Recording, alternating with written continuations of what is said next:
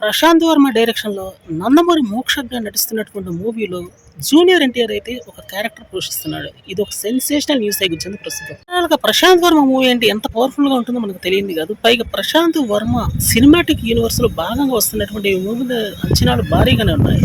సురేష్ కనకరాజు లాగా ప్రశాంత్ వర్మ కూడా అద్భుతమైనటువంటి క్యారెక్టర్స్ అయితే తీసుకుంటున్నట్టే తెలుస్తుంది. కాస్టింగ్ పరంగా ఉన్నతంగా ఉండేటట్టు ప్లాన్ చేస్తున్నాడు నాకు ఈ పాటికే అర్థమైంది.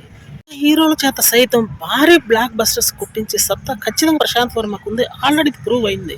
ఇప్పుడు ఈ మూవీ మీద కూడా అంచనాలు స్టార్ట్ అయిందే లేదు, అంచనాలు భారీ స్థాయిలో పెరిగాయి. సినిమాతోనే పాన్ ఇండియా లెవెల్లో రాబోతున్నటువంటి మోక్షజ్ఞకి బ్లాక్ బస్టర్ అయితే గ్యారంటీగానే కనిపిస్తుంది. ఎన్టీఆర్ యొక్క క్యారెక్టర్ అయితే ఖచ్చితంగా ఆసక్తి కలిగించేలానే ఉందని తెలుస్తుంది. దేవరా మూవీ అడ్వాన్స్ టికెట్ల అమ్మకాల్లో మాత్రం ఒక రికార్డు సృష్టించిందని చెప్పాలి. ఆల్రెడీ యూఎస్ లో 15,000 టికెట్ల ముందే విషయం తెలిసింది. అయితే టోటల్ గా మూవీ అరౌండింగ్ టోటల్ కంప్లీట్ టికెట్లు అడ్వాన్స్ బుకింగ్ రూపంలో 5 లక్షల టికెట్ల పైగా అమ్ముడుపోయాయి. ఇది ఒక పెద్ద రికార్డ్ అయింది. ఏ సినిమా కూడా ఇంత భారీ స్థాయిలో అయితే అడ్వాన్స్ బుకింగ్ రూపంలో టికెట్లు అయితే అమ్ముడుపోవడం జరగలేదు. ఇదైతే ఫస్ట్ టైం అంటున్నారు.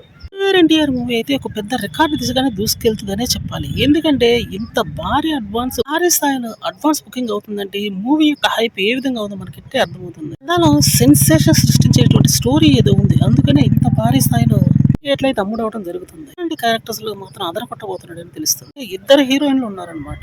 అట్లయితే ఒక హీరోయిన్ ఇంట్రడక్షన్ ఇస్తుంది. ఏమైనప్పటికీ ఫైనల్ గా ఈ మూవీ మీద అతి భారీ అంచనాలు ఉన్నాయని చెప్పడంలో డౌటే లేదు.